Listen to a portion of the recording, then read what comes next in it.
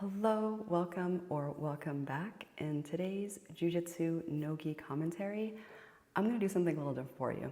I am going to pick out highlights of techniques done during this Nogi training, and then we will go over the key details that make these techniques work. That way the next time you're rolling, you'll remember this and you'll get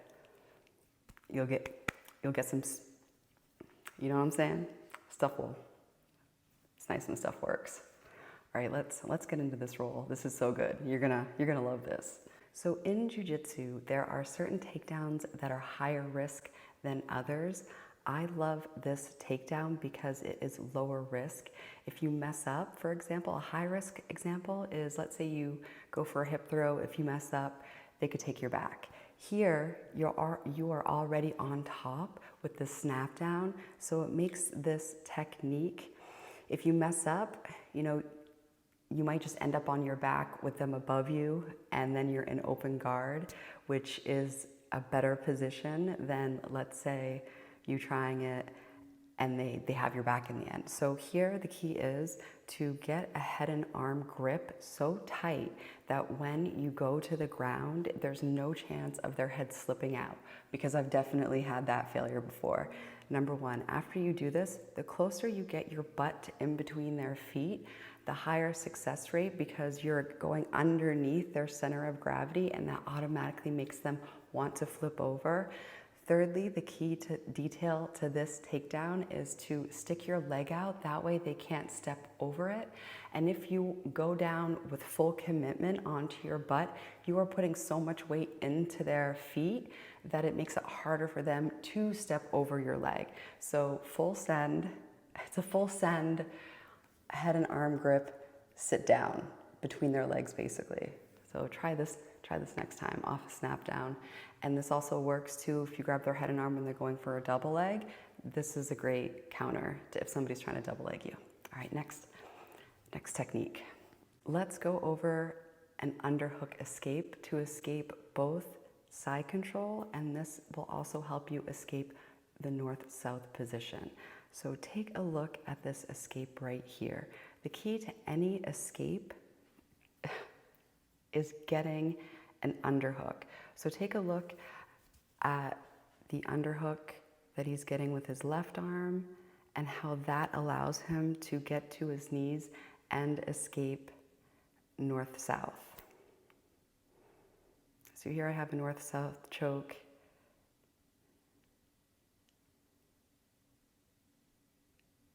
And he works to get an underhook off that far side, and getting that far side underhook is my go-to escape for escaping side control. And you'll see another example of how this underhook helps you. Underhooking the armpit, beat them to that, make that your goal, and you will be amazed at how much more effective and successful you will be at escaping side control.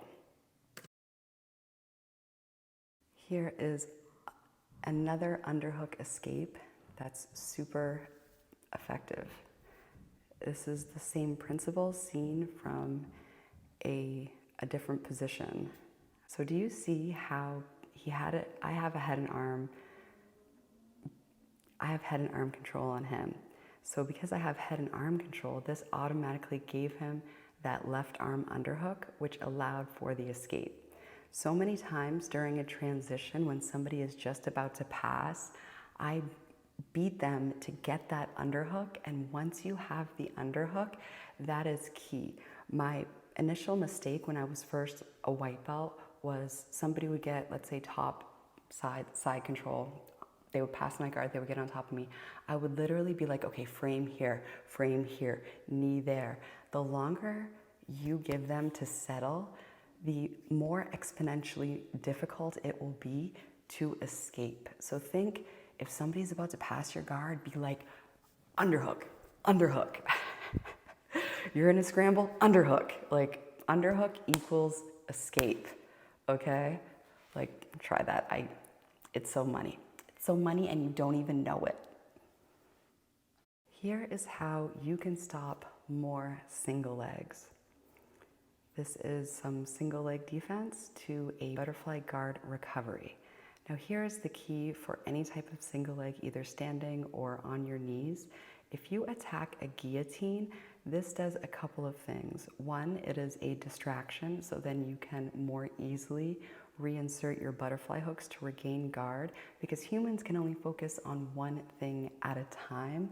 So if you are trying to strangle somebody, they're most likely going to be going for your fingers and more than 3 at a time, and releasing and stripping that grip in order to not get strangled, because who wants that? You know, if you're unconscious, then it makes it really difficult to pass guard. So look how he gets a butterfly hook in by threatening the attack. And the type of attack that he does, it's a guillotine. It's like a reverse gable grip guillotine. The nickname is a bow tie guillotine. The great thing about this type of guillotine is it gets tighter even if they pass your guard, and no other guillotine is like that. Every other guillotine, once they pass your guard, you better let go or else you're gonna get head and arm choked. With this type of guillotine, it gets tighter if they pass. But the key is to get a really good grip, because if they strip your fingers, then no mas. Here is how you can get more sweeps. Now, here I am, escaping the reverse gable grip guillotine, and he hooks my leg to go for the sweep. What do you think needs to be done to get this sweep? He underhooks.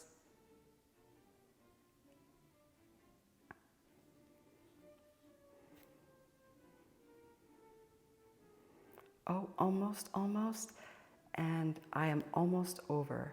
Now, imagine if you would have put his right leg to the ground and bridged.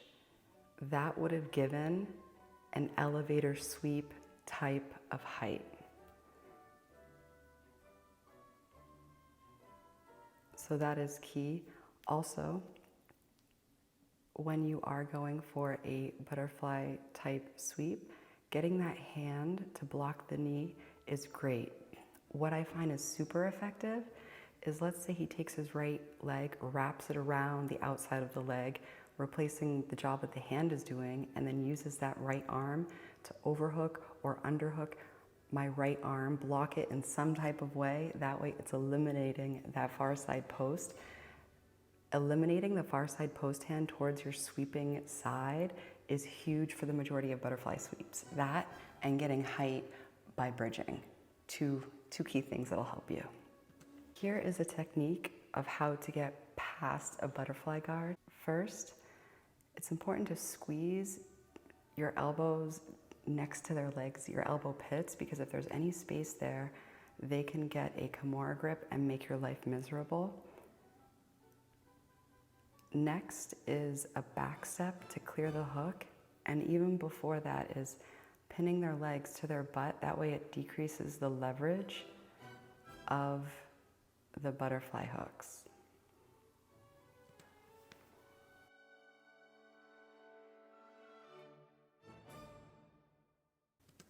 Next, here's how you can escape more side controls. Especially if you are a white or blue belt, learning how to escape side control is I was there a lot. All right, so one, keep space by framing. And then you create space by back walking or hipping out. And then you keep the space created by back walking or hipping out through your frames.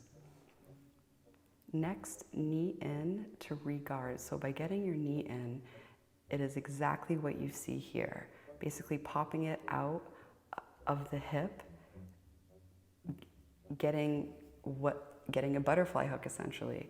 This knee in to re-guard is what I do the majority of times during a transition to get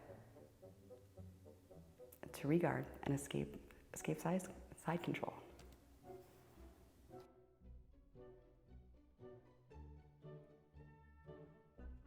If your sweeps are not working, here's a super effective technique to get top position. Step one is your butterfly guard sit-up. The key here is to get your head more forward than your butt in order to create a stable base so you don't get bulldozed back to the ground. If his head was further back, then it would be much easier for me to push into him. Next is this knee over pass. It's the same type of pass that you would see if you're trying to pass any other type of guard, except you basically get up to a combat base and you just go over their leg.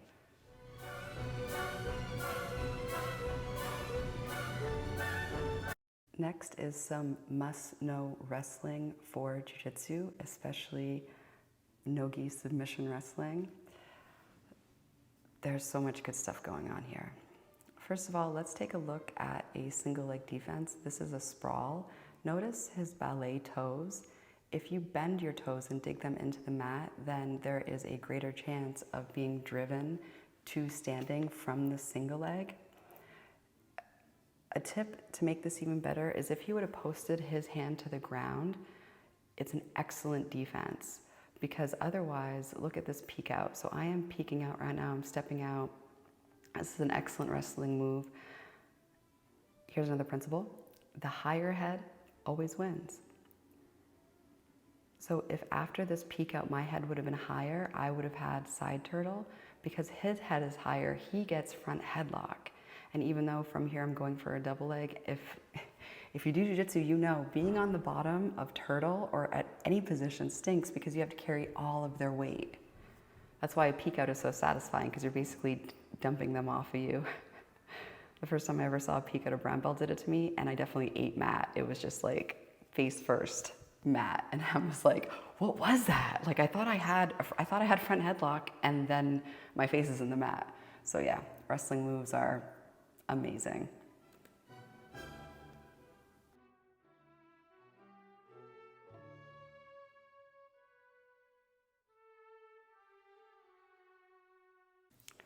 Finally, let's talk about a key movement, penduluming the legs. Here I'm drilling for the first time this type of pendulum movement to escape north-south.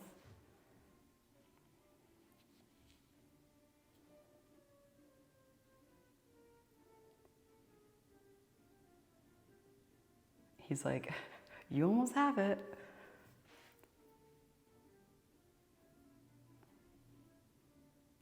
So here, the key difference was the angle of my legs. Before I was doing basically like a sit-up, right? With a straight 90-degree angle. Here, I'm coming in at a 45. And that 45 allows for a greater pendulum swing effect in order for me to go from the bottom of north-south to back control, which is a significant improvement of position. So this pendulum swinging of the legs can be used in a variety of different escapes.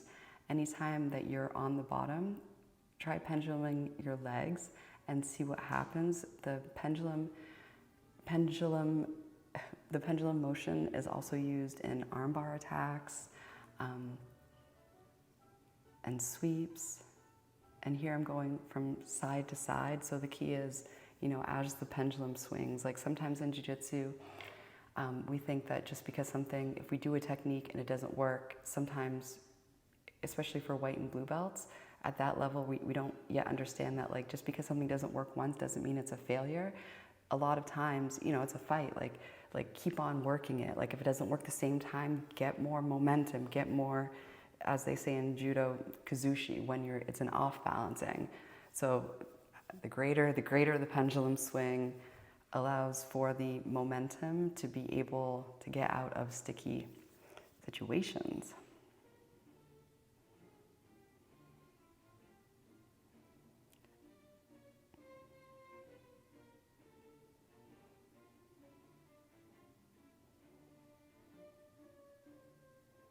Oh, here's it even better.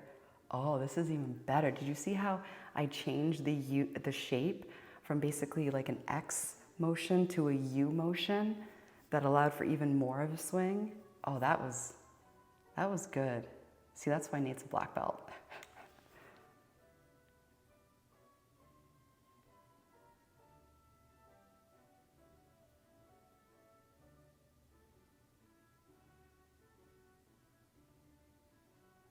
Oh, yeah, this is gonna help get more leverage too, with my arms being there.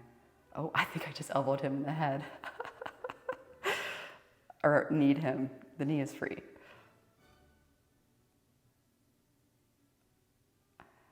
Knees are legal from the ground.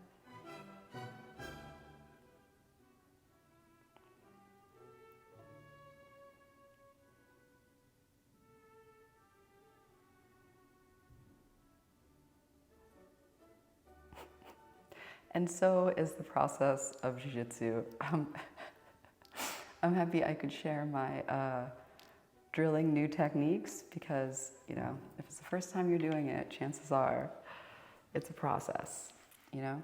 So yeah, thank you so much for watching. Next Saturday, I'm going to be having an MMA fight, which is super exciting. So yeah, I'm probably gonna go weigh myself and see what the weight is to see whether or not I could get some cookies. Cookies would be fun right now. All right, so thank you so much for watching. It's like dark now. Ooh, the day after Halloween. All right, so yeah, good job. Keep on training. Thank you for watching, and until next time, love you, bye.